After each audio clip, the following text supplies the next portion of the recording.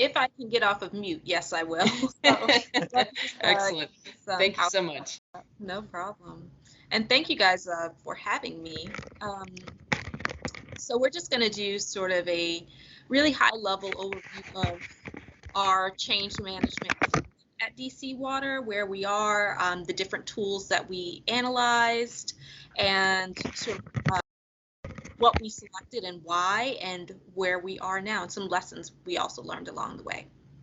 So we're going to be going over the history, some analysis and tool selection, what we're currently using, and again, lesson learned, like I just said. So and this presentation is actually modified, a modified presentation that we presented to senior leadership about the need for change management. So this data comes from ProSci. ProSci is really great in having a lot of data around change management and why it's important. Historically, we've been very focused on project management, but we would notice there would be some gaps when it came to actually implementing projects and things like that. So we said it looks like the missing piece there is the human return on investment. So are people adopting the change in terms of the projects that we're trying to roll out? Are people really using things and the new processes and procedures, and are they proficient in it? And these are things we want to increase. So the data shows that, and you guys are preaching to the choir here, the more we invest in change management, the better results we're going to get. So we looked at some of the past tools that we had used in the past. So the GE Change Acceleration process, 3M, Accenture, ProSci, these are all tools we had used in the past. I think I mentioned in our past meeting that we were very siloed. So it's not that these tools were used organization-wide. It might have been engineering is using one tool, and sewer operations is using another tool, and finance is using another tool. So we took a look at all the different tools that we had looked at. We also surveyed staff that participated in past trainings on these tools and used their employee feedback to pick the best tools for DC Water. Now, some of the survey result themes that we got were people really wanted tools. It was two things. They wanted tools that sort of had clear guidelines as well as buy-in and participation. So we connected that to sort of looking at a tool that really focused on the human return on investment factors, which are sort of that speed of adoption, utilization and proficiency, and also had the tools that allowed us to sort of measure that change and drive it forward while focusing on that human piece. Another part of our landscape that's important to note is that as we were sort of going through this analysis and looking at what type of change management tool we wanted to use organization-wide, we were in the process of developing an enterprise performance management office. So we have an enterprise performance management office which handles a lot of the high-level project management across the authority. So our performance team and project management team work closely on the traditional project management side of the thing, of the projects that we implement. So we didn't need a change management tool that specifically spoke to the project management side. So looking at the tools that we had used in the past, we had narrowed it down to the GE Change Acceleration process and ProSci. And the change acceleration process is a combination of strategic and project planning along with change management, where ProSci really focuses on tools that address the human return on investment. So again, because we have our enterprise performance and project management office, we really wanted a tool that focused more on the human return on investment. So we went with ProSci. It's important to note, however, that we do have quite a number of employees who are trained in both models. We probably have about 15 to 17 employees who are trained in ProSci, and I would say about 15 who are trained in the GE Change Acceleration process. So we do still sort of use different elements for different projects. We're not wedded to one model, but we are leaning towards using ProSci in the future. Makeda, Yep. is it okay to interrupt along the way if Yes, people have yes. questions? Yeah. You know, and I'm just going to start with a question is that you emphasize the human ROI factors, and those make complete sense. Was wondering if you also had other return on investment or success factors, like the fact that you have a documented process. You mentioned you know, project management, and so you have a, you know, kind of an approach that you're using to make changes, and you might have, for example, metrics or performance indicators that kind of measure how you're doing. Yes. Another reason that led us to choosing ProSci is ProSci, and it's on an upcoming slide, actually incorporates an organizational change management maturity model, where they have different metrics for where you should be in your organization in terms of change management and how it should interact with project management. So our metrics, our performance and project management office actually has metrics geared to, you know, how well changes are being implemented and adopted. And Pat, I don't know if you want to jump in. I know you've been working with them on the metrics to. Pat, on mute. Yes, no, I'm here. So we currently use the ProSci model for a project that we're working on, enterprise-wide project that we're working on. So I think, Makeda, you're going to talk about a little bit later. So there's the project management side, and then there's the change management side. And a lot of times you can have them working together. You can have them working into two separate areas. But with us, we actually have the change management piece working with the project management piece. So specifically when we're working on all of the ERP change management things, we're focused on change management, and we're by ourselves and we're in a group, but at the same time we're working with the project management side. And so the measures that we take are, you know, are people using the system, the new system? Because what usually happens during doing projects, we're doing the projects and the project is a success, but then are they actually using the project the way that it's supposed to be used? And most of the time that's a no. And if the project is done, everyone's like, oh, yay, we made it, we finished, let's celebrate. But the reality is that the people aren't using it to its full capacity as they should. So the change management piece is helping us to ensure that that's done with the different trainings, also with the different resources that individuals have after the project is complete, and really taking a look at how people are feeling about it. And so we were able to mitigate some of those issues early on. And we use ProSci. We use GE CAPS for other projects, but specifically for this particular initiative, we used ProSci. And Makeda is going to go through a little bit more how that works and how we use it. And they're both good tools, but yes, like I said, based on our organization, ProSci sort of fit our needs a little bit better. So this is an overview of the GE change acceleration process model. You can see it's creating a shared need, shaping a vision, mobilizing commitment, making change last, monitoring progress. Where ProSci is sort of their cornerstone is this Adkar model. So awareness of the need for change, desire to support the change, knowledge of how to change, ability to demonstrate skills and behaviors, and reinforcement to make the change stick.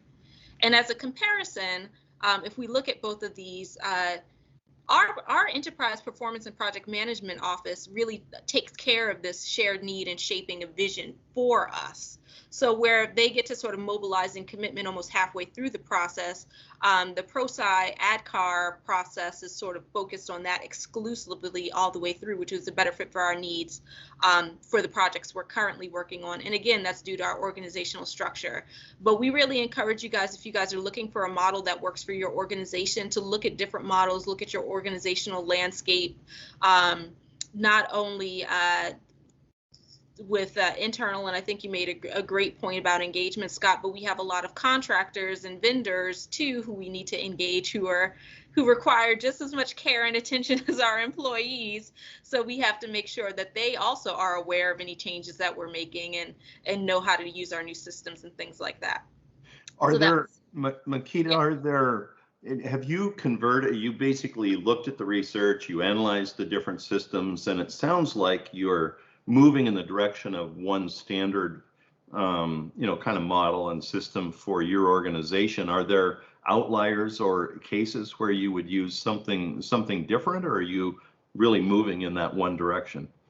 Yeah, I think while we are moving in the direction of having a standard, we are remaining flexible. We know that different projects require different things. So we want a general toolbox that people can sort of access these tools, but we are also open to using different tools if necessary, if they fit our needs. So ProSci has a great library of tools, but GECAP also has some tools that we still might use down the line. So while we are leaning strongly towards using the ProSci model, we are open to sort of using other tools as we go along, and also sort of based on the feedback that we get from our users, if they might need something different. That is definitely one of our lessons learned, is that we need to remain flexible and get feedback from folks. Mm-hmm. We also want to remain flexible because one of our other lessons learned is that our folks can sometimes become very, very married to a model. And so we want to encourage them also to be flexible and find things that work for them. Does that make sense to you guys? Don, you're on mute. I just need to leave that off mute. My garbage truck's in the back. Thank you. That does make sense. And Dan Ott has his hand raised. Okay, Dan. Yep. Yeah, just curious. Being on the project management side of things, people use the term project to mean a lot of different things. So I want to make sure I kind of understand how these tools are being used for change management within a project. Are you using these tools for what I'll call like hard projects, like capital improvement projects, like building a treatment plant? Or are you also using it for what I would call a soft project, like implementing a leadership development plan within the organization? Is it one or the other or both, or? It's both.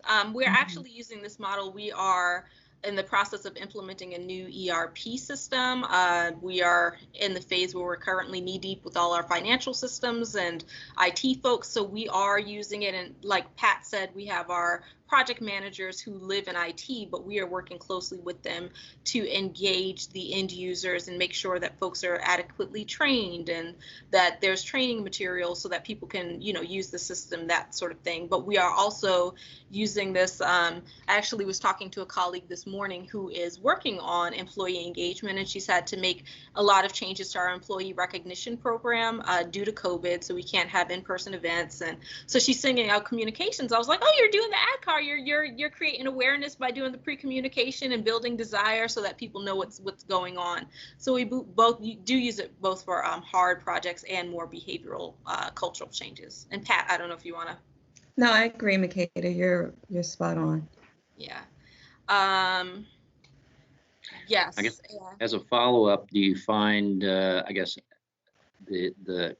those that are adopting these tools, is there one area where folks are more conducive to people adopting it versus others within the organization? I will say for the behavioral and cultural change, people are already primed to be in that behavioral and cultural change mindset, where sometimes some of the more concrete capital improvement IT projects, folks are just focused on, can we get this done, under time, under budget, and if we have bodies on the road, that's fine, people that's fine, which is not what we want, because then you get the malicious compliance, you get folks who don't use the system, and it take a lot longer. So one of the things we also know with change management is, a change might still happen, but if people are not adequately trained, not adequately brought in, they might undermine, right? They might undermine, stall. So technically the change will have happened, but it will not have happened the most efficiently. Does that make sense? Yeah, no, that's great. Thank you. All right. And so this is also what I was talking about where the change maturity model, I know, Scott, you had asked about the different levels and how we measure. ProSci has tools to measure all these things through surveys and how to build these things into metrics, so you can see sort of where you are with the change management model. Is change management sort of woven throughout the organization, or is it sort of just based on isolated projects, or just, you know, Scott knows change management is a good thing, so Scott's doing change management. He's, you know, Scott's always doing something over there. He's got his hand raised, by the way. Yep, and I see he has his hand raised, so yes, Scott. I was just going to ask Makeda, I think that Dan, who's doing fantastic work as leading another improvement initiative on CIP, often you're implementing a project from a project management standpoint, but what you're also dealing with is doing business differently as a result of that particular project. And so, you know, I think that that's, you briefly touched on it, but it has that, maybe that's what you meant by the marriage of change management and project management, because you're dealing with a change in the business processes too, in how to do business, right? Exactly. And I'm a little bit triggered right now with the project we're working on. And this is where flexibility comes into play, because people are so focused on getting this new system up. And the folks who sort of own the process are saying, well, this new system totally changes our process. And it's a financial process. It impacts hundreds of people across the organization. So now we need you to do some more training, or we need you to help us build an as-is process. We need to now update our process really quickly because we didn't realize the system forced us to change our process. So this goes back to buying in and making sure people are aware of the change and you're getting feedback. Another cornerstone of ProSci is this triangle here, the change, project, and leadership triangle. So we've talked a little bit about how the your change management team would work with your project management team to make sure things meet objectives and finish on time and budget, and ROI is realized. But the most important component that ProSci really drives home is that your leadership and sponsorship needs to be there, needs to be bought in, needs to be a champion of the project. And I've even had folks say, you know, I'll go out to the mechanic shop or something, and they're saying, oh, you know, Makeda, you're telling us this is changing coming down the line. That's okay, but if Bijou comes, it's a whole different conversation, right? So that's one of our executives. So when people hear things from their executives, from their directors, they take it a lot more seriously. They're a lot more likely to pay attention to it, to get bought in. So focusing on that leadership sponsorship really makes it real, and culturally really drives the change, lets people know that they have to change, because change fatigue also happens, right? We have a lot of folks who've been there for, you know, decades, and so they're like, we've seen a lot of change. So you have to find a way to make it relevant for people, and leadership sponsorship is a great way to do that. And that's sometimes the most challenging piece, right? Because it is, and allowing those leaders to understand that whenever they're talking to anyone, especially around the change pieces, that they're focusing on the what's in it for me, meaning what's in it for that person, so that they can get that buy-in. So a lot of times we have to work with leadership to give them the right verbiage, or to help them in preparing what to say to people, to keep them engaged and wanting to be a part of the change, and not feeling like the change is being done to them, but that they're a part of the change. yes. And Dawn, yeah, I was just wondering if you can describe quickly where you are on this continuum, and give some idea of time, and maybe what activated, like, you know, when did you realize you were at level 1 or 2, and then where are you now, and how much time did that take? Yeah. And I will say, it's funny, I think Pat and I started on the same day about 2.5 years ago. We did. Nice. So this was already in motion when we started. I think a big catalyst of this too was we got a new general manager also around that time, general manager CEO. And I know he is very focused on driving some of these things. So I would say that we were at level 2 for a long time with different shops, organizations. Engineering was already doing this, a lot of this. Our HR department was doing a lot of this, but using different models. It wasn't standards. Right now, where we are, I would say that we are in between level 3 and 4 in terms of again, identifying that we do want our organizational standard to be the ProSci model, and figuring out how do we socialize that and drive that culturally. I will also let you know this presentation you're looking at is an example of how we are using the change management model to drive sort of even the concept of change management. This was embedded. I think, Dan, you had a question about if we use this in our leadership development programs. We did a module on this in our year-long leadership development programs for managers who are looking at becoming directors. And we assigned a group who went through that year-long project. They had to do sort of a cultural transformation around change management. How are we going to socialize change management? So I'm using a lot of their presentation that they then presented to executives. So we found that as we use them, as we sort of embed it in the organization, those folks then become our ambassadors. We also have tuition benefits for career development. So tuition, certifications, folks can use a certain dollar amount. So a lot of folks are voluntarily using that dollar amount to invest in change management as well. So we are trying to embed change management at all levels, and also keep it, train people to train more people and get ambassadors. So I would say we're between level 3 and 4. And Pat, I don't know if you would have anything to add there. No, I agree. And so because this is sort of a two-phase process, especially with the ERP, we're going to actually have to go back to one when we start the next sections of which are going to involve the entire authority. So we would have to go back to make sure that everyone is aware of the what's happening. So that way, when we start to move up this continuum, we are making sure that everyone has to be aware of what's going on, so that way they won't be so resistant when the change happens. That's very helpful. Thank you both. I really appreciate that. Yep, and everybody at all levels. I had a great call with a foreman who's actually gone back to school to get his bachelor's, and he's studying sort of organizational leadership. And he's like, that change management training really sparked something, and I want to, because he's like, I have a lot of the old timers, and they don't want to do anything new. And so that's the things we love to hear. So. And we're also going to look at sort of another project we did, sort of, I think, right when we started or right before we started, we implemented a new work order system that involved moving from a paper process to something more electronic. Sort of now we're using Maximo. Folks can view and complete work orders through the computer, through their phones, that kind of thing. Some of the challenges we have, though, were fairly significant, including long-term employees resistant to change. And that resistance to change was for a lot of reasons, but a big one that we uncovered was employee computer literacy. Our folks are at all different levels of the literacy spectrum, and folks, if we have folks who they're like, I can just touch the pipe and know if it needs to be repaired or not, right? But they're not going to check their email, and they've been working here for 35 years, so they're like, well, nobody else can touch the pipe and know if it needs to be repaired. Why do I need to know how to use Microsoft Excel? It's like the pipe whisperers. Yeah, the pipe whisperers. Yep, Scott.